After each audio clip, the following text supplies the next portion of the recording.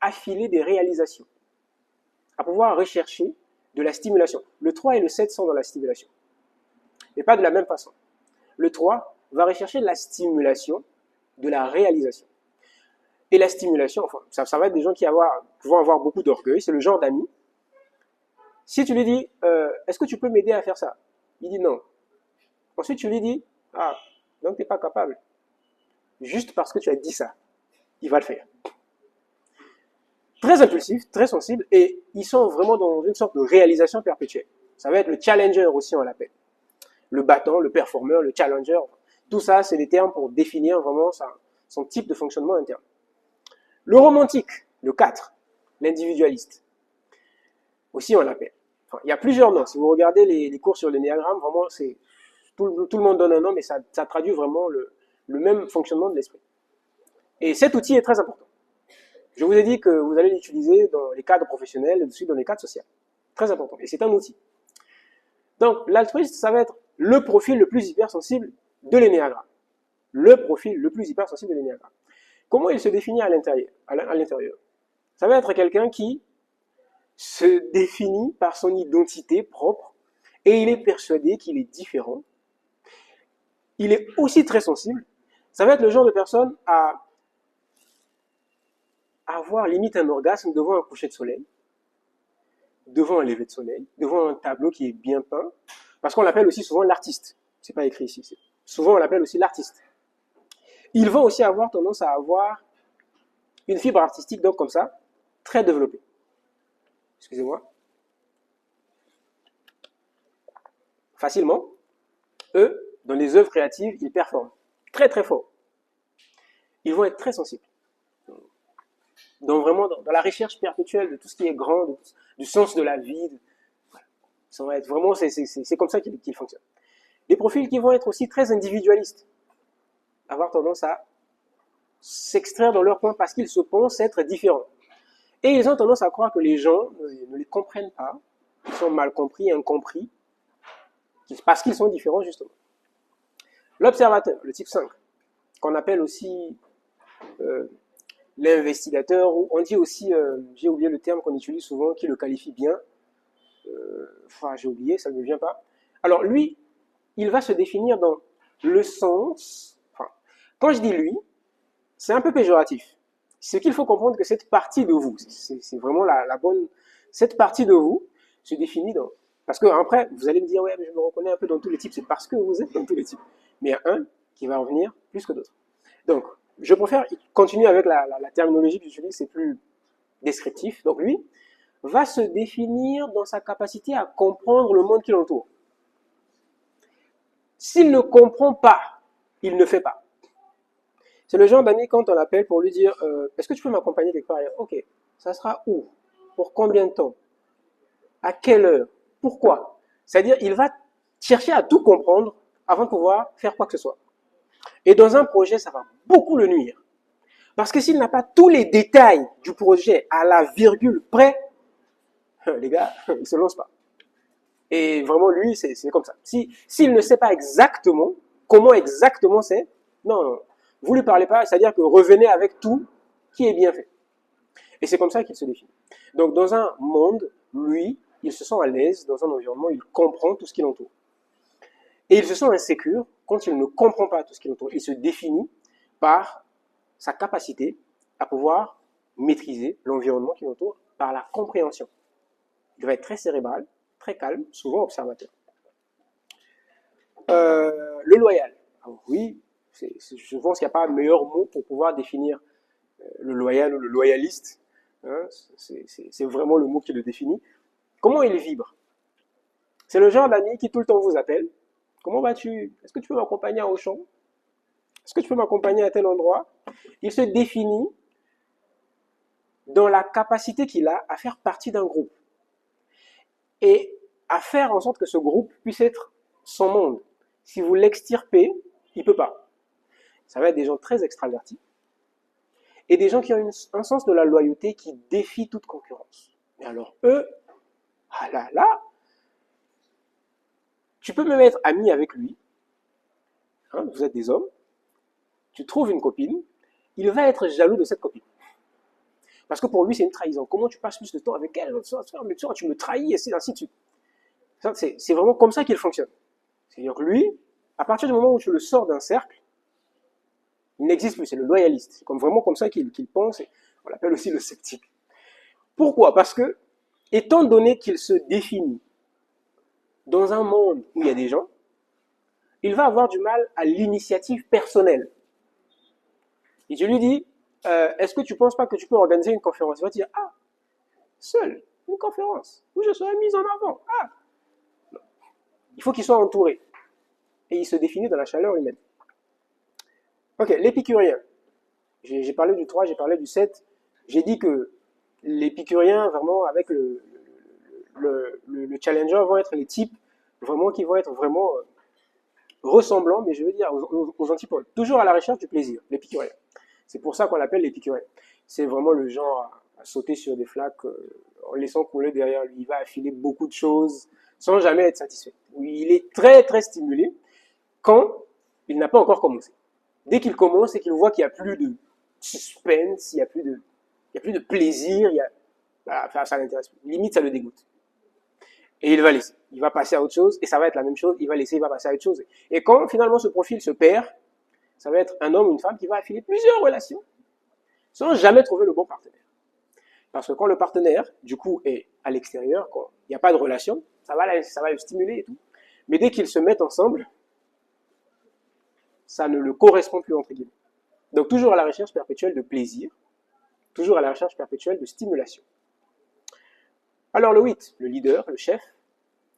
Le 8 va être, on va voir tout à l'heure la structure de l'énéagramme, d'ailleurs je la mets tout de suite. Je ne l'ai pas, malheureusement. Alors pour ceux qui... De toute façon, si vous avez internet, vous pouvez taper énéagramme, vous allez voir que ça se présente sous la forme d'un cercle avec des chiffres donc disposés un peu sur tout le cercle.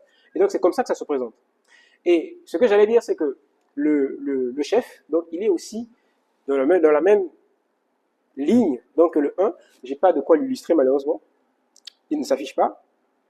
Mais il va être dans la même ligne que le 1. Pourquoi? Parce que les deux vont avoir tendance à, vraiment, cette tendance à la loi, on va dire. La loi pour le 1, pourquoi? Parce que le 1, il est perfectionniste. Pour lui, les choses doivent être correctes. C'est-à-dire que si la loi dit ça, il faut que ça soit ça. Si c'est pas ça, c'est pas ça. Si les règles disent qu'il ne faut pas fumer, il ne faut pas fumer. S'il te voit avec... Non, pour lui, c'est grave, c'est trop grave pour lui. Et dans des entreprises, ce genre de personnes, c'est... Et de l'autre côté, le 8, il va avoir un dégoût profond de l'injustice. Et il va avoir cette tendance à, naturellement, quand quelque chose est injuste, vouloir imposer sa loi. Il va être aussi très défendeur donc des siens. C'est-à-dire que pour lui, quand il y a quelque chose qui ne va pas, il faut qu'il défende la cause. Il faut qu'il puisse être celui qui va se mettre en avant pour « Ah non, c'est pas normal, il faut qu'il puisse défendre les autres. » Il va avoir cette tendance protecteur des personnes qui sont autour de lui. Après, le dernier donc, c'est le 9, qui est le médiateur. Alors, le médiateur, c'est un type que j'aime beaucoup dans l'énéagramme. C'est le type le plus soft. Et c'est le type qui me caractérise en deuxième position parce que je suis un 5 et un 9. Alors, le médiateur va être donc celui qui se définit au travers de l'harmonie et du contexte qu'il voit autour de lui. C'est le genre d'ami. Si vous avez deux personnes en train de se battre, il va venir pour dire ne vous battez pas, non, ne vous battez pas, non. Et si vous ne l'écoutez pas, il va avoir tendance à partir pour ne pas vous voir vous battre. Parce que vraiment, ça le dérange. C'est quelque chose, c'est-à-dire que c'est vital pour lui. Il n'arrive pas à vous voir vous battre. Un profil également sensible, mais qui vibre dans cette sensibilité-là. Et donc, il est à la recherche, comme ça, d'harmonie, tout le temps. Et ça va être aussi un profil qui est très très calme. Calme dans le sens de, il faut que tout puisse être apaisé. Il faut que tout puisse être calme. Il faut que tout puisse être posé à sa place. Il faut que tout puisse être, voilà, paisible. Et même dans sa manière de parler, dans sa manière de faire, de la vie de tous les jours, vous allez vraiment le constater, ça se dégage vraiment de lui. C'est vraiment quelqu'un d'apaisant, quelqu'un avec qui on se sent à l'aise. Quand on discute avec lui, on sent tout de suite qu'il est posé, qu'il discute posément, c'est naturel chez lui, il ne force pas. Et c'est ça, hein, avec les types de l'énéagramme, c'est que le type principal ne se force pas. C'est ça l'idée. Donc voilà les 9 types de l'énéagramme. Alors c'est dommage, j'aurais bien voulu présenter le diapo qui ne s'affiche pas. Mais l'idée c'est maintenant qu'on puisse aller voir, je suis dans les temps, je suis à 36 minutes. L'idée c'est maintenant qu'on puisse aller voir le rapport entre l'énéagramme et l'estime de soi. Souvenez-vous, on a parlé des différences entre quelqu'un qui a une bonne estime de soi et quelqu'un qui n'a pas une bonne estime de soi, qui a une estime de soi plutôt basse. Alors, comment chaque profil de l'énéagramme manifeste une baisse d'estime de soi? Alors, les profils de l'énéagramme, comme je l'ai dit, l'énéagramme c'est un tout, chacun a un type qu'il faut voir en particulier. Et dans cette conférence, l'idée c'est, comme je l'ai dit, de vous donner, considérez ça comme vraiment la gastronomie de la connaissance. L'idée étant de vous donner l'outil. Ce que vous en faites, c'est à vous de voir. Mais je vous donne l'information, et c'est dans les conférences qu'on apprend, et qu'on arrive à analyser, finalement, dans la vie de tous les jours, les dynamiques sociales. Pour le type 1, le perfectionniste, comment se manifeste? Souvenez-vous, on a dit que le perfectionniste, c'est vraiment les dents. Il faut que ça puisse être vraiment rigoureux dans les lois, ainsi de suite. Et même en entrepreneuriat, ça va être des personnes qui vont être compliquées. Il faut vraiment que tout puisse être parfait, tout ça. Ils vont rechercher. Enfin, c'est-à-dire qu'ils vont bloquer de la même manière qu'ils vont bloquer. Les 5 aussi vont bloquer, mais pas pour les mêmes raisons. Le 1 va bloquer parce que pour lui, ça doit être parfait. Il doit avoir le budget, il doit avoir les partenaires, pour pouvoir se lancer. Mais pour le 5, c'est une question de compréhension. Il peut se lancer, même sans budget. Mais il faut qu'il comprenne comment il va faire. Il faut qu'il ait le processus de bout en bout pour pouvoir se lancer. N'est-ce pas? Le 1, comment se manifeste donc le manque d'estime de soi donc chez le 1? Il va avoir tendance à descendre, donc à se critiquer sans relâche. Le problème avec le 1, c'est justement celui-là. C'est que il va être son propre juge et son propre bourreau. Il va faire un truc, va le juger lui-même et va se taper lui-même pour ce qu'il a fait. Il n'y a personne avec lui, personne ne l'a parlé, mais il a fait un truc, il se juge. Ah, c'est pas assez parfait, c'est pas assez bien, j'aurais pu mieux faire. Ah, c'est toujours comme ça. Et il va fonctionner dans cette dynamique interne. Et à force de se répéter ça, son estime de soi va donc continuer à décroître. Il procrastine par peur de livrer un travail jugé imparfait. Il y a des gens, il va dire, ah Dédi, tu sais, je travaille sur tel projet. Ok, montre-moi le projet. Il ouvre son ordinateur et te montre, le projet, il est magnifique, il est limite, tu n'aurais pas fait mieux. Mais il te dit, j'ai pas encore fini. T'as pas encore fini. Ok, il manque quoi? Ah oui, tu vois ça, il manque la couleur, il manque... Mais quel seul a remarqué ça? Non, ça se remarque tout de suite. Toi, tu vois pas? Effectivement, je vois pas. Et l'énéagramme sert aussi à ça, à comprendre que les dynamiques sociales sont différentes. Chaque personne ne ressemble qu'à lui-même. Et donc, les lunettes au travers desquelles vous voyez le monde, les autres ne le voient pas comme ça. Et donc, du coup, quand vous discutez avec quelqu'un, la tolérance voudrait que vous puissiez aller à comprendre que la personne en face de moi n'a pas la même lecture de la situation que moi. Et donc, il faut vouloir, pour les experts en énéagramme, et les coachs, et même les managers, trouver le type de la personne et parler avec lui en étant dans son monde pour pouvoir arriver à le faire comprendre. Donc il va procrastiner parce que pour lui, il faut vraiment que le projet puisse être parfait pour que je puisse le livrer. Alors, il ressent une peur et, j'ai envie de dire, une honte et une angoisse profonde vis-à-vis de leurs propres erreurs. On a tous cette personne, et j'en ai croisé tellement, il présente un truc, il y a juste un S qui est au mauvais endroit. C'est juste ça. Pour lui, c'est la fin du monde. C'est-à-dire qu'il est capable, comme moi, actuellement, je suis en train de présenter, vous allez voir littéralement son énergie descendre juste parce qu'il a remarqué qu'il y a une erreur.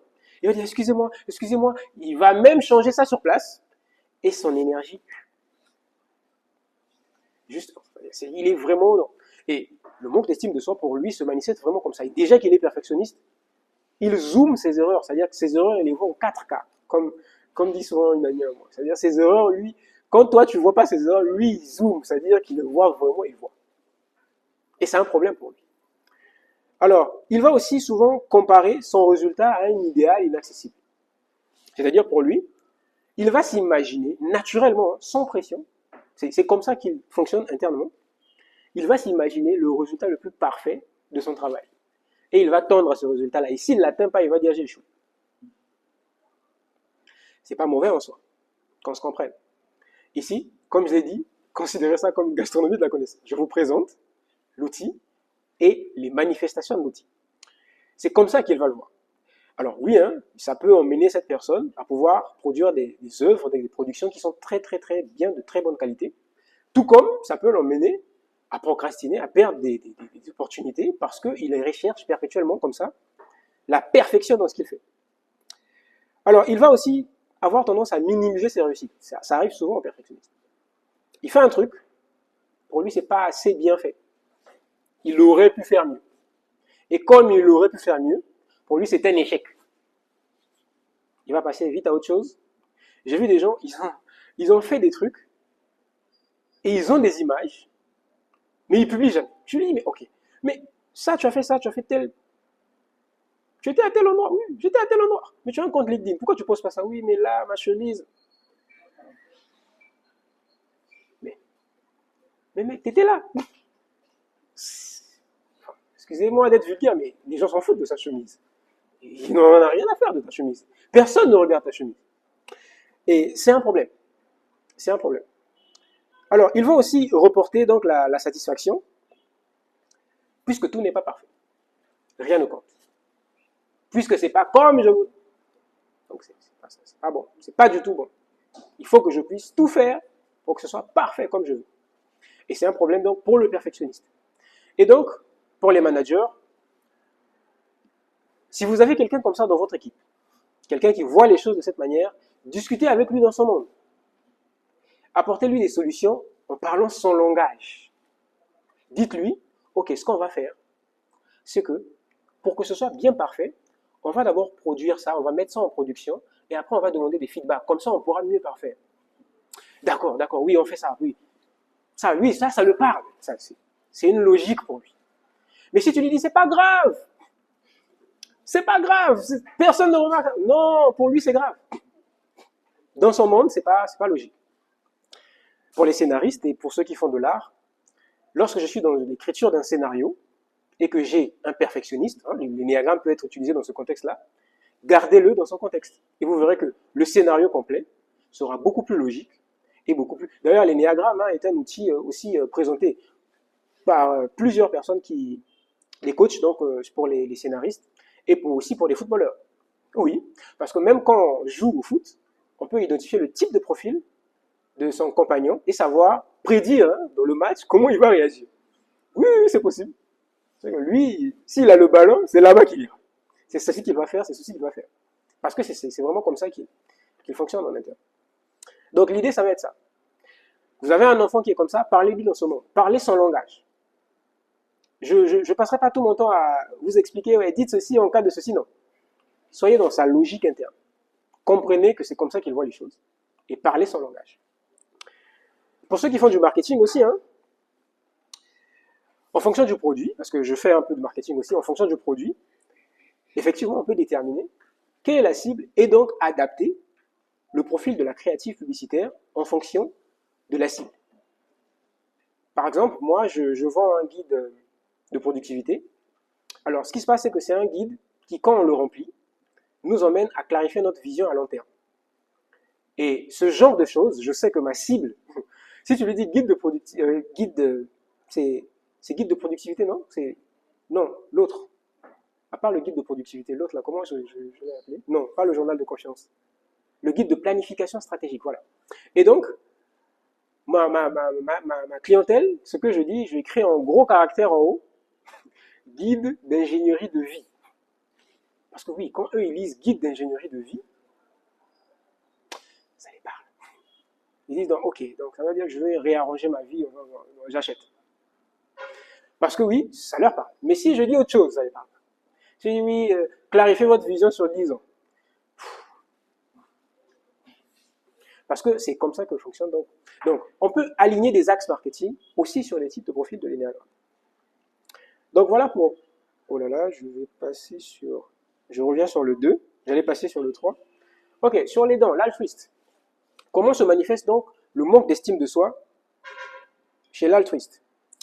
Alors, j'ai dit, hein, l'altruiste, ça va être donc la personne qui va se définir dans l'aide qu'il apporte aux autres, dans vraiment la manière d'aider. C'est le genre d'ami qui, puisque lui arrive par sa nature interne à identifier tes besoins, naturellement, il va avoir tendance à vouloir que tu puisses faire pareil. Et il va avoir tendance à... C'est le genre de personnes qui disent, ça c'était clair que j'avais besoin de ça. Pourquoi il ne me l'a pas donné? Donc il ne m'aime pas. Alors qu'il ne comprend pas que l'autre ne fonctionne pas dans cette logique. Il n'a même pas vu que tu en avais besoin. Moi, je sais ce qui est bon pour lui. Lui ne sait pas ce qui est bon pour moi, donc il ne m'aime pas. Et ça va être des personnes, donc, puisqu'il donne jusqu'à s'oublier, va avoir tendance à dire, après tout ce que j'ai fait pour toi.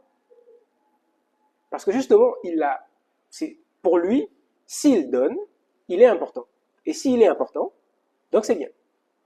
Et donc, quand son estime de soi est en baisse, ça va être des personnes qui vont donner dans l'objectif de mériter de l'amour. Pour lui, si je donne, on est censé m'aimer. Alors que c'est pas vrai, hein, dans la vie de tous les jours, c'est pas parce que vous donnez que...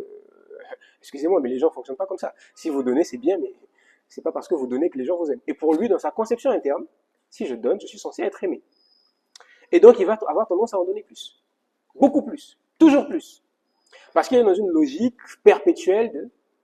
Donc, s'il est dans une entreprise, il va faire plus que tout le monde. Parce que pour lui, s'il fait plus que tout le monde, il sera aimé plus que tout le monde.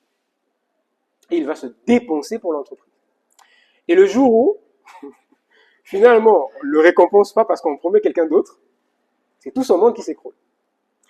Parce qu'il va avoir tendance à se dire, enfin, j'ai donné peut-être le mauvais exemple parce que, pourquoi? Parce que dans sa dynamique interne, vous êtes censé l'aimer parce qu'il fait plus.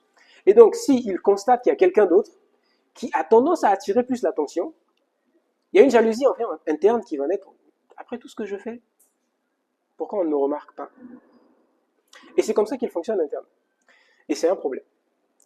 Il va ignorer ses propres besoins jusqu'à l'épuisement émotionnel, hein, parfois même jusqu'au burn-out.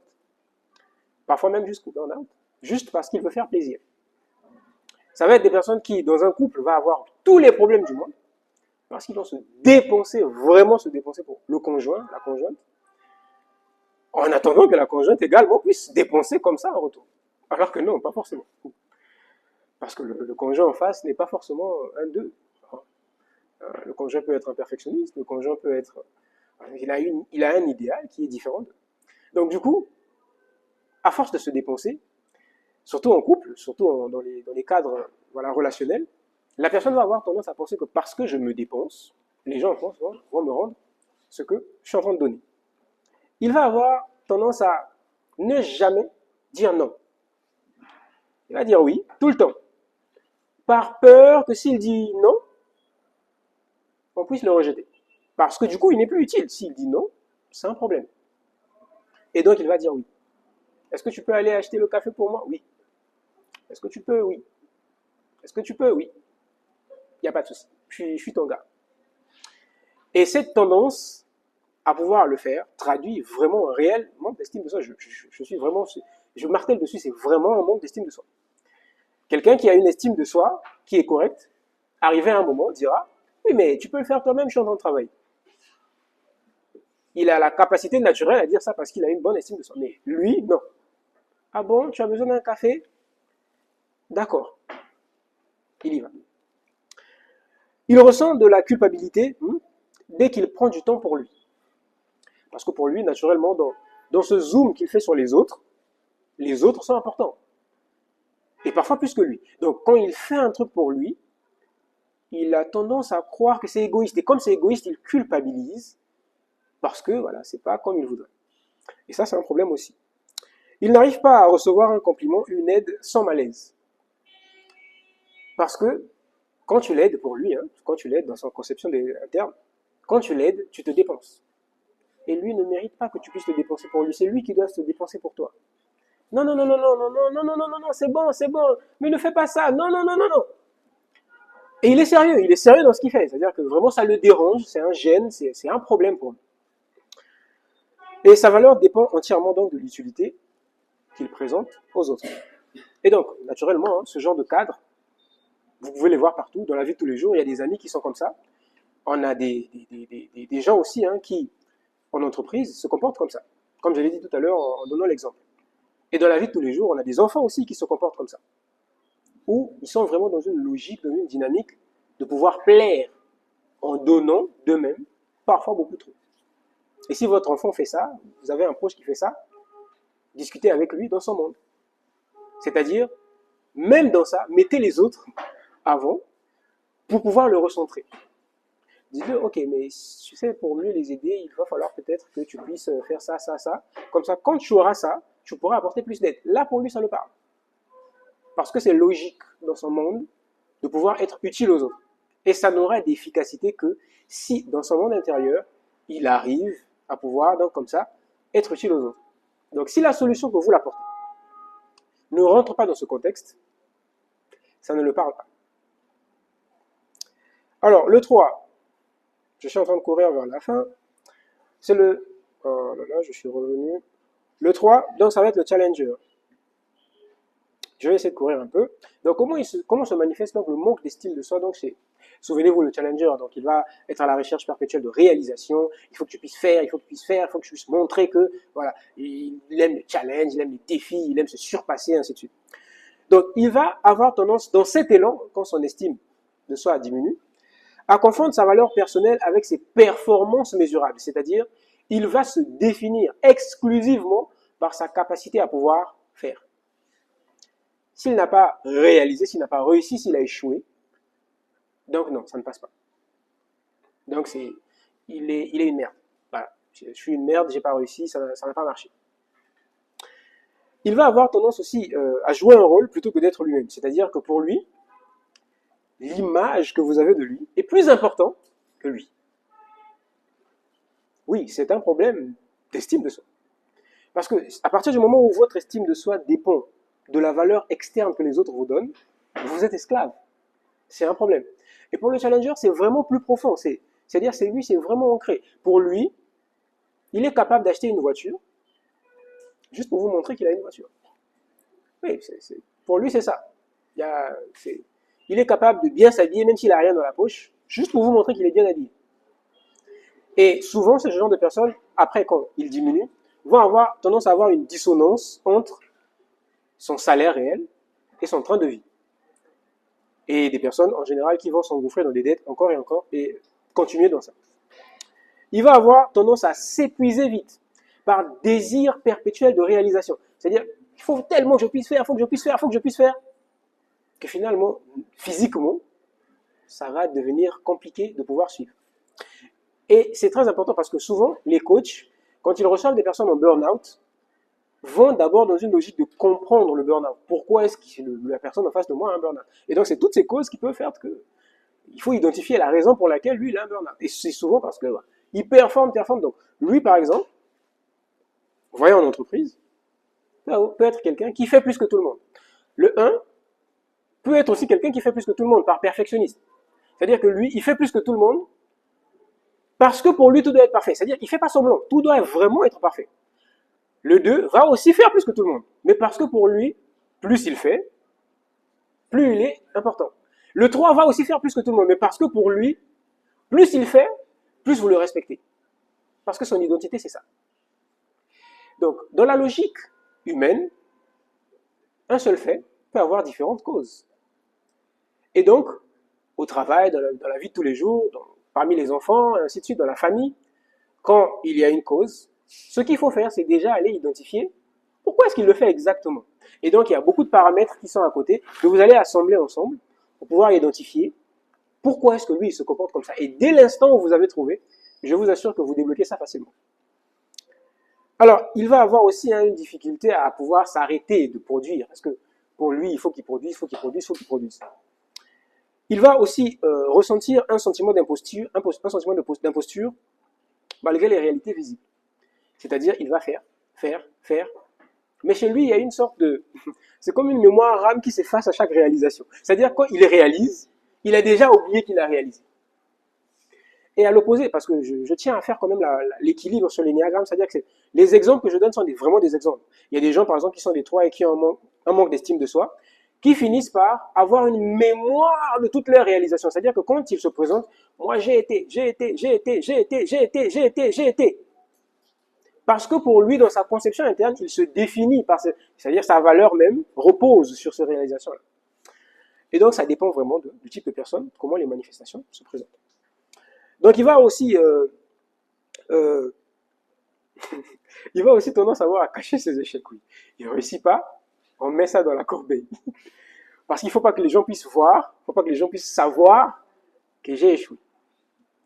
Et donc, des personnes, j'ai fait un webinaire récemment sur le mindset fixe et le mindset de croissance, des personnes qui vont avoir un mindset fixe. Mais alors fixe, mais alors fixe. Pourquoi? Parce que il va définir tous ses échecs comme étant vraiment une perte d'identité. C'est-à-dire que lui, s'il échoue, c'est trop grave. Parce il doit réussir. Et donc, c'est sans les réussites qu'il doit présenter devant tout le monde. Et c'est comme ça vraiment qu'il fonctionne en interne. Alors, le 4, le romantique. On l'a dit, vraiment l'hypersensible, le profil pour moi le plus hypersensible de l'énéagramme. Alors, on a dit que c'est ce genre de personnes qui vont vraiment être dans la spiritualité, souvent s'il n'est pas spirituel, dans une recherche perpétuelle de sens, vraiment une recherche intense de sens, on va aller chercher vraiment tout ce qui est sens dans tout ce qu'il fait. Alors, quand il dégraisse, donc quand il chute, donc dans un manque d'estime de soi, il va avoir tendance à se fondre dans la masse. J'ai envie de dire, être mal à l'aise dans tout ce qui est public. Vous faites un truc public, il n'est pas là. Et s'il est là, il est au coin, il est au fond. Il ne faut pas qu'il se remarque. Parce que pour lui, il est différent. Souvenez-vous, ça va être vraiment des gens avec cette conviction profonde qu'il est différent des autres. Et vous ne le comprenez pas. Et même quand il parle, il va avoir cette tendance à rechercher cette profondeur dans ce qu'il dit. C'est des gens particuliers. Vraiment, mais particuliers. Et pour avoir vu, vraiment, avoir côtoyé 2-3 types, vraiment, je sais que c'est des gens particuliers. Même dans la manière de parler. Même dans la manière de comprendre les choses. C'est-à-dire, il va chercher la profondeur, le sens même. Il va vraiment aller loin. Alors que parfois, les choses sont simples. Alors, il va idéaliser ce qu'il n'a pas et dévaloriser systématiquement donc ce qu'il possède. Il est tellement hypersensible que quand il désire quelque chose, mon Dieu, mais il le désire, mais c'est-à-dire c'est extraordinaire pour lui.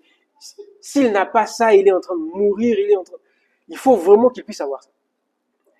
Et oui, on le voit souvent. Il y a des parents qui ne comprennent pas pourquoi mon enfant, il a besoin de quelque chose, il insiste, parce que souvent, c'est juste le type de profil qu'il a. C'est-à-dire pour lui, quand il n'a pas ça, mais alors là, c'est un problème. Et dès qu'il l'a, il l'a quoi. Et donc il va se mettre à idéaliser autre chose. Et il va avoir ces émotions qui sont intenses et qui vont le paralyser. C'est le genre de profil, souvent, dans les prises d'art oratoire, qui va avoir du mal à aligner des mots. C'est-à-dire quand vous le mettez là, le trac le paralyse, littéralement. Mais quand j'utilise le mot paralysé, c'est vraiment paralysé. Il est comme ça. Il n'arrive pas à aligner les mots. Juste parce que, voilà, ses émotions vraiment l'inondent à tel point qu'il n'arrive pas à continuer donc son discours. Et il croit que sa souffrance est plus profonde que celle des autres. Il va avoir tendance à vous dire, vous ne pouvez pas me comprendre. Et il est très sérieux. Extrêmement sérieux. Vous ne pouvez pas me comprendre. Et c'est vrai. Enfin, il le vit vraiment. C'est-à-dire que dans son monde, c'est la fin du monde. Et c'est des gens, quand il est content, il est extrêmement content. Il est lumineux limite. Quand il entre dans une pièce, il illumine la pièce. Mais quand il est triste, il est extrêmement triste. C'est-à-dire que limite, il vous contamine. Vous avez l'impression qu'il est en deuil. Parce qu'il est extrêmement triste. Il va alterner entre sentiment de grandeur et sentiment d'indignité totale. Oui, c'est-à-dire que dans leur conception interne, là c'est vraiment le dos du livre, c'est-à-dire que la chambre de la chambre, vraiment dans leur psychologie la plus sombre, ils vont alterner entre la manière dont je me vois, c'est sûr que je suis un grand homme. Et puis 2 jours après, je suis une merde, vraiment, je pense que cette vie n'est pas faite pour moi. C'est secret, c'est-à-dire pour lui, c'est vraiment, il le vit comme ça. Parce qu'il y a quelque chose qui s'est mal passé. Et donc, autant dire que ce genre de personne va vivre des ruptures amoureuses très très mal. Ça va être des gens qui peuvent aller jusqu'au suicide. Oui, jusqu'à se donner la mort parce que c'est très sérieux. C'est-à-dire pour lui, c'est la fin du monde. Il n'arrive pas. Et pour ce genre de personnes, donc, la douleur émotionnelle est plus vive que la douleur physique. Pour la petite histoire, j'ai connu une amie qui, quand elle avait mal, se tailladait, c'est-à-dire la peau, pour oublier sa douleur. C'est-à-dire que pour elle, souffrir à l'extérieur diminue la souffrance qu'elle a à l'intérieur. Et donc, ça va être des personnes vraiment, mais alors vraiment hypersensibles. Et ce type de profil, j'ai tendance à dire que ce type de profil est le type de profil le plus compliqué à gérer en tant que coach. C'est difficile de gérer ce type de profil. Déjà, même seulement l'identifier, en général, c'est un peu compliqué parce que on m'a présenté un jour un cas d'une dame.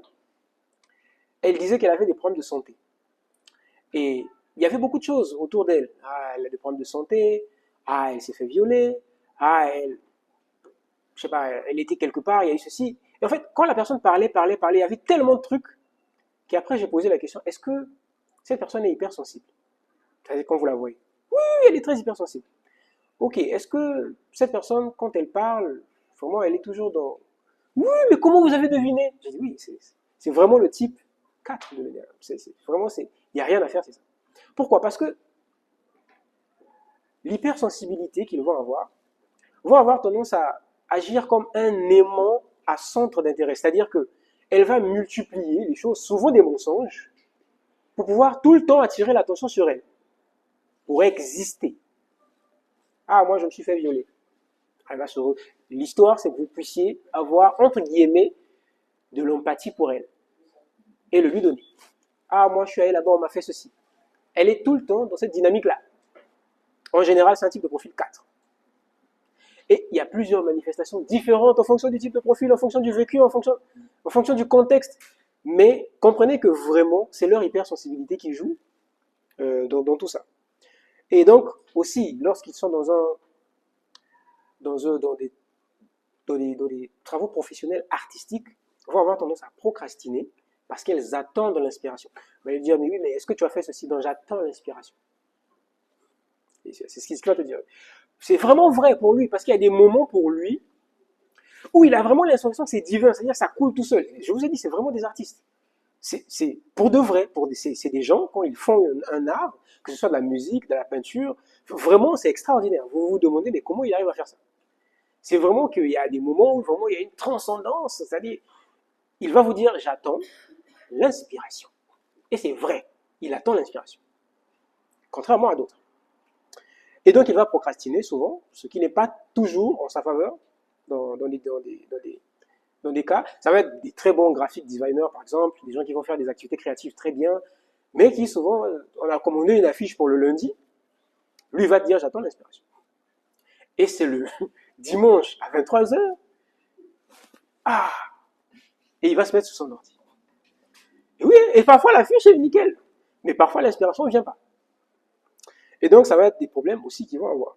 Donc, pour pouvoir pouvoir gérer ce genre de cas, c'est la même logique, il faut entrer dans son monde. Il faut, déjà, la première chose que j'ai envie de dire, c'est qu'il faut apprendre à ne pas, alors surtout pas banaliser ce qu'il ressent. C'est la pire chose que vous puissiez faire. Si vous banalisez ce qu'il ressent, vous avez un problème. Parce qu'il va tout de suite vous catégoriser comme quelqu'un qui ne comprend pas et qui ne peut pas, du coup, comprendre ce qu'il vit. Et donc, du coup, vous êtes red band, du coup, vous ne pouvez pas la sortir d'une solution. Il faut être dans sa logique. Ok, je comprends ce que tu dis. Est-ce que, voilà, on ne peut pas faire ceci? Tout en allant dans son sens. Alors le 5, qui est le type de profil que je comprends le mieux de l'énéagramme. Ça va être l'observateur, il va se sentir dans la définition, il va se sentir exister dans la définition du monde qui l'entoure. Et quand il ne comprend pas quelque chose, il ne peut pas se lancer. Et donc, la première tendance qu'il va avoir dans un manque d'estime de soi, c'est déjà la tendance à s'isoler. Naturellement. S'isoler, pas parce qu'il ne vous aime pas. Parce que l'isolement a plusieurs causes, la solitude a plusieurs causes. Un individualiste peut s'isoler, n'est-ce pas? Le 4, il peut s'isoler. Mais lui également peut s'élever, mais pas parce qu'il vous aime pas, parce qu'il analyse. Il a un monde intérieur qui est extrêmement vaste. Mais alors là, vous n'avez pas idée. C'est-à-dire que pour lui, son monde intérieur vaut presque autant que son monde extérieur. Il a un monde intérieur très vaste. Et donc, pour se sentir exister, il va accumuler donc des connaissances, mais qui va éviter la pratique directe. Pour lui, comme il se sent stimulé, quand je dis stimulé, je ne sais pas quel mot utiliser pour vous faire comprendre, il est même capable d'aller jusqu'à ce qu'on appelle l'orgasme intellectuel. C'est-à-dire que c'est vraiment vrai. Si vous avez déjà fait l'amour une fois et que vous avez ressenti un orgasme, ce que vous ressentez là, c'est vraiment ce qu'il ressent, mais intellectuellement. Et je ne suis pas en train de rigoler. Faites des recherches dessus. Ça existe. Il sent comme vraiment une illumination. C'est-à-dire que c'est limite à la fin, il s'assoit, il est comme ça. Pour de vrai, hein, c'est vraiment un vrai phénomène que je suis en train de vous décrire. Il est comme ça. Parce que pour... Et dès que ça finit, il va avoir tendance à rechercher encore, donc à cumuler encore beaucoup plus de connaissances. Et c'est comme ça qu'il fonctionne lorsqu'il est vraiment ancré dans son type de personnalité. Il va avoir donc tendance à ressentir des émotions parce que ça va être des profils qui sont en général pas du tout sensibles. Hein. Ça va être aux antipodes de la sensibilité. Ça va être des gens très intelligents, mais pas du tout sensibles. C'est-à-dire qu'il est détaché du monde extérieur. Et il va percevoir des émotions comme une intrusion interne. Parce que, en fait, le problème qu'ils ont, c'est que ils veulent comprendre les émotions.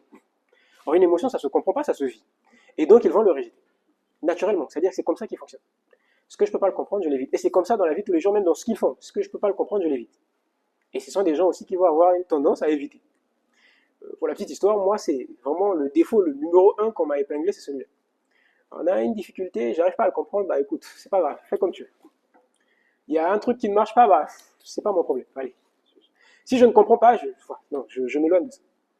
Et donc, les émotions, c'est pareil. Il va ressentir, hein, il va ressentir comme tout le monde des émotions. Mais comme il ne comprend pas, il rejette. Et donc, il va avoir tendance à être dissocié complètement d'eux. Il va venir, il va voir quelqu'un pleurer, il va se poser la question, mais pourquoi il pleure? Et même quand vous l'expliquez, comme il ne comprend pas, il ne comprend pas. C'est-à-dire que s'il ne comprend pas, ça n'a pas lieu d'être. Pourquoi il pleure? Et si lui, il tente de pouvoir calmer cette personne, il va lui dire, mais pourquoi tu pleures? La personne va l'expliquer, mais c'est pas une raison de pleurer. Parce que vraiment pour lui, il ne voit pas de raison de pleurer. Et autant dire qu'il y a une dissonance très nette entre un 5 et un 4. Vraiment, si vous mettez ces deux-là en couple, on a tous les problèmes du monde. On a tous les problèmes du monde. Parce que le 5 ne va pas comprendre les émotions du 4. Le 4 ne va pas comprendre que l'autre ne comprenne pas. Donc ça sera compliqué. Et donc, il va dépenser son énergie avec parcimonie, par peur de pouvoir manquer d'autres choses. Parce qu'il va tellement être dans la boulimie de l'apprentissage que, pour lui, quand tu l'appelles, tu lui dis, ouais, on fait ceci, on fait cela. Bon, est-ce que c'est utile? Non. Et pour la petite histoire, mon ancien modérateur et mon ami, on a eu beaucoup de débats sur ça. Le foot, par exemple, j'ai toujours considéré que c'était inutile. Ça, je ne regarde pas le foot. Et on a eu un débat très poussé sur ça. Et pendant longtemps, parce qu'on se connaît depuis près de 8 ans déjà, et le jour où il a réussi à me convaincre que c'était important, c'est le jour où il a sorti des arguments comme quoi, quand on fait du foot, ça développe notre esprit de combativité, notre esprit de compétition. Et il a soutenu les arguments comme quoi la compétition, c'était important. Et que c'est la compétition qui pousse les sociétés à pouvoir évoluer. C'est seulement là que j'ai accepté. Effectivement, c'est quelque chose d'intéressant. Avant, pour moi, non, ça n'a pas lieu d'être. Et c'est vraiment comme ça qu'ils conçoivent les choses. C'est-à-dire que si c'est pas utile, ça... non, il fait pas. Et il doute de lui. C'est vraiment sa définition même. Il doute de tout, il doute de lui. Il doute de tout, des autres, de lui-même, de tout. Il va avoir aussi tendance à préférer observer plutôt que participer. C'est des gens, vous allez l'emmener quelque part et on va dire non, je vous observe, allez-y. Non, c'est bon. Et quand vous lui donnez la parole, il est même capable d'expliquer ce que c'est-à-dire que il explique ce que la personne qui l'expliquait, il t'explique ce que toi tu étais en train de l'expliquer, avec plus de détails. Mais il était calme du début jusqu'à la fin. Et il sent comme ça. Ça ne le dérange pas d'écouter, ça le stimule intellectuellement. Il n'y a pas de souci. Des personnes qui vont aimer les conférences, comme moi par exemple, comme M. Idriss Aberkan, qui vont aimer les conférences, qui vont, comme je dis, savourer la gastronomie de la connaissance. Moi, j'affile des heures et des heures de conférences, il n'y a pas de souci, j'aime ça. Ça me stimule. Et pour pouvoir discuter donc avec ce genre de personnes, aller dans ce sens, c'est-à-dire aller dans une sorte de compréhension globale, donner tous les détails. Tous les détails de votre projet, tous les détails de votre plan, tous les détails de ce que voilà. S'il n'y a pas tous les détails, c'est un problème pour lui. Et si il bloque parce que vous n'avez pas les détails, bah, dites-lui quelque chose comme quoi, écoute, ce qu'on va faire, c'est qu'on va systématiser. Et quand on va arriver à telle étape, on va réfléchir ensemble à trouver le plan pour la suite. Là, ok. Pour lui, c'est logique. Il systématise tout. Alors, pour tout vous dire, quand je dis il systématise tout, mais vraiment, il systématise tout. Moi, je suis coach en art oratoire. Et le premier problème que j'ai eu lorsque j'ai commencé à coacher, c'est le manque de système. La même chose avec le dev perso. Et j'étais obligé de concevoir un système. C'est-à-dire que j'étais obligé de concevoir un système de formation et de coaching. Parce que pour moi, il n'y avait pas de formation. J'ai conçu un système et c'est seulement là que je me suis senti légitime à pouvoir coacher. Parce que si tu me réveilles à 2 heures du matin, tu me dis, ok, comment tu fais? Je peux te déballer le système. Et s'il n'y a pas de système, pour moi, ça n'existe pas. Et donc, ça va être des gens qui vont tout systématiser. C'est pas mauvais, mais souvent, il y a des choses qu'on ne systématise pas. D'accord? Quelqu'un qui est en train de souffrir, ça ne se systématise pas. Ça demande que tu puisses accompagner la personne et que tu puisses être avec la personne dans le ressenti de la personne. Ne viens pas lui dire, écoute, c'est pas logique que tu puisses pleurer parce que... Non, tout de suite, ça aggrave le problème. Le 6. Alors, le 6 va être le loyal. Ça va être une personne qui donc va se définir au travers de la cohésion qu'il a avec le groupe. Ça va être là, il va se définir au travers de son groupe. Il n'existe pas en dehors de son groupe. C'est-à-dire que quand on l'extrait de son groupe, il meurt. Et ça va être des gens qui vont avoir un problème à l'initiative personnelle déjà de base. Comment se manifeste donc le manque d'estime de soi chez eux? Alors, ils doutent constamment donc de ses propres jugements. On va avoir tendance à chercher la validation des autres, comme je l'ai dit tout à l'heure. Qu'est-ce que toi tu en penses? Qu'est-ce que toi tu en penses? Qu'est-ce que toi tu en penses? Il va appeler jusqu'à l'oncle qui est en France là-bas. Qu'est-ce que toi... Et il va changer d'avis encore. Parce que pour lui, vraiment, c'est ce que disent les autres, vraiment valent plus que ce que moi-même je pense. Et ça, c'est vraiment quand il est en manque d'estime de soi. Il anticipe systématiquement les catastrophes possibles dans chaque situation. Parce qu'il est dans un processus d'anticipation constant. Puisque pour lui, il vit dans un groupe, il va chercher tout le temps, mais qu'est-ce qui peut détruire mon groupe? Donc du coup, voilà. Et aussi, souvent, le premier avec lui, c'est qu'il va être loyaliste à fleur de peau. La moindre chose, le moindre écart avec son groupe, il va te considérer comme un ennemi. Et il va avoir vraiment tendance à refermer, c'est-à-dire que tout ce qui est à l'extérieur du groupe, ce sont les adversaires, ce sont les ennemis. C'est l'autre monde, c'est-à-dire je dois m'attaquer à eux. Et tout ce qui est dans mon cercle, c'est ma famille. C'est pourquoi justement, quand vous êtes amis, même quand c'est une fille, on va avoir tendance à être jalouse de son amie fille qui a une autre amie fille. C'est-à-dire que c'est ah oui, mais toi, tu t'aimais avec moi, pourquoi Et chez elle, c'est vraiment... Je ne parle pas de la jalousie normale qui passe après. Je parle de vraiment, pour elle, c'est un problème. C'est-à-dire que 5 ans plus tard, elle te rappelle ça. Tu te rappelles en telle année, tout ça là, toi et moi, entraînés ensemble, tout ça là. Après, c'est un problème dans son fort intérieur. C'est vraiment des gens qui fonctionnent comme ça. Et donc, il va alterner entre paralysie et donc action. Parce que pour lui, l'initiative personnelle, individuelle, c'est problématique. Donc, il va avoir tendance à chercher vraiment l'avis des autres. Il va avoir besoin donc de l'approbation des figures d'autorité. Va dépendre beaucoup des autorités parce que si jamais l'autorité ne valide pas, je ne fais pas. Il va remettre en question ses réussites, surtout quand ce sont ses réussites individuelles. Il va avoir tendance à attribuer ça au groupe parce qu'il vit vraiment dans une meute. Et il va donc surpréparer et vérifier chaque erreur donc, de chaque individu du groupe pour pouvoir vérifier constamment la loyauté. Comment est-ce qu'on appelle ça, le caractère loyal de chaque individu du groupe. Donc, un tel a fait ceci, on dirait qu'il devient flou. Un tel a fait cela, on dirait que... Parce qu'il est comme un gardien, il voit, il scanne. C'est comme ça qu'il fonctionne. Et si pour lui, on est dans une entreprise, on est en groupe, on est... Tout ce qui est à l'extérieur. Et c'est dans les entreprises, souvent, quand on fait des équipes où on dit, ok, ça c'est l'équipe technique, ça c'est l'équipe, je sais pas, marketing. Il est dans une sorte de compétition interne où mon groupe, c'est mon groupe, quoi. C'est-à-dire que vraiment, et pour lui, c'est des gens de personnes, quand il descend, il achète pour tout le monde. Et si toi, tu descends, tu n'achètes pas pour tout le monde, c'est un problème. Pour lui, c'est un problème. C'est-à-dire que il comprend pas comment tu peux descendre, tu as de l'argent, tu achètes seulement pour toi. Et même quand tu achètes seulement pour toi, tu descends, tu ne nous proposes pas. C'est un problème pour lui.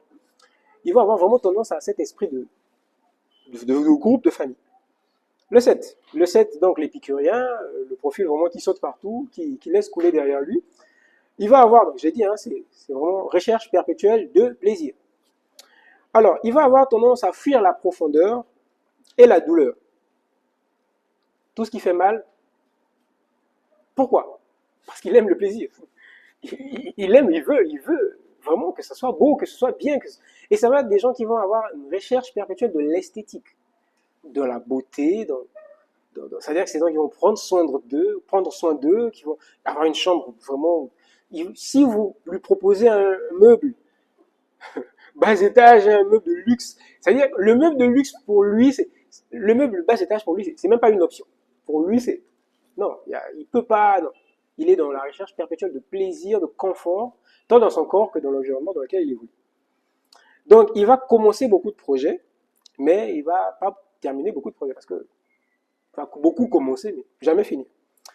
Il va avoir souvent tendance à privilégier la nouveauté. Il a commencé quelque chose, mais il n'a pas fini, donc c'est la nouveauté qu'il parle. Alors, il va souvent avoir aussi un grand sens de l'humour. Pourquoi? Parce que dans sa recherche perpétuelle de plaisir, l'humour est un outil qui est beau, et l'humour est aussi un moyen pour lui donc, de pouvoir cacher tout son gêne interne. C'est-à-dire qu'il va vraiment avoir tendance à faire de l'humour. Parce que ce sont des profils très extravertis, mais alors là, pour vous dire, vous voyez le genre de personnes qui mettent 1000 statuts. C'est eux. Il n'y a pas moyen, c'est eux. Et si c'est pas que les 1000 statuts, c'est des produits, hein, non, c'est lui. Parce qu'ils vont avoir tendance à beaucoup de narcissisme. Il rentre là, il se filme. Il rentre là-bas, il se filme. Il rentre là-bas, il se filme. C'est-à-dire que c'est un profil qui vraiment saute sur des... C'est comme une abeille qui va de nid en nid, voilà, de fleur en fleur. C'est vraiment comme ça qu'il fonctionne. Très extraverti. Donc il va souvent éviter des conversations inconfortables. C'est comme ça qu'ils sont. Tout ce qui est dérangeant, tout ce qui est dégoût, tout ce qui est mauvais, tout ça, ils évitent. C'est des gens avec qui, vraiment, c'est difficile d'avoir des conversations désagréables avec eux. De base, ils vont éviter ça.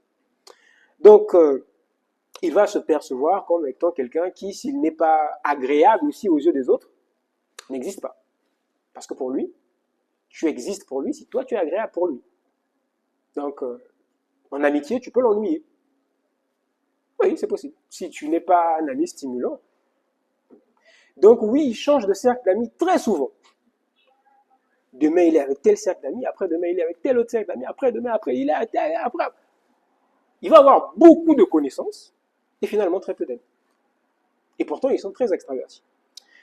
Et donc, voilà, se stimule, comme on dit, de ne pas affronter ses douleurs intérieures. Donc, vraiment, repartir à l'intérieur, pour lui, c'est un problème parce qu'il est toujours orienté extérieur.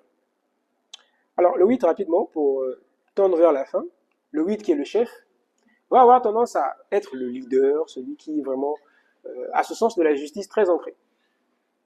Des très très très bons managers. Oui, parce qu'ils ont vraiment cet esprit de groupe. Ils lead et quand il y a une injustice, ils défendent tout de suite leur... Le problème avec eux, c'est que quand ils descendent, ils vont avoir tendance à confondre la vulnérabilité et la faiblesse. Pourquoi? Parce que eux, la manière dont ils réfléchissent, ce qui est vulnérable doit être défendu. Et c'est à eux de le faire. Voilà, c'est ça des leaders. C'est cet ami, en fait, quand il vous parle, vous avez cette tendance naturelle qu'il est en train de vous blâmer. Et pourtant, il vous parle. Mais toi. Même quand il parle à un supérieur, on sent que, calme-toi, il est plus âgé que toi, c'est toi. Mais non, lui, c'est naturel pour lui, c'est vraiment comme ça qu'il fonctionne. Et il va avoir aussi tendance, parce que l'énéagramme fonctionne aussi avec des pôles.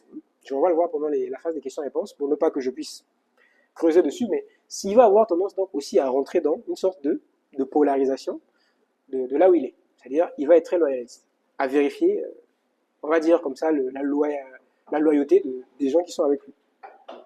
Alors, il se fâche vite, très vite, rentre très en colère parce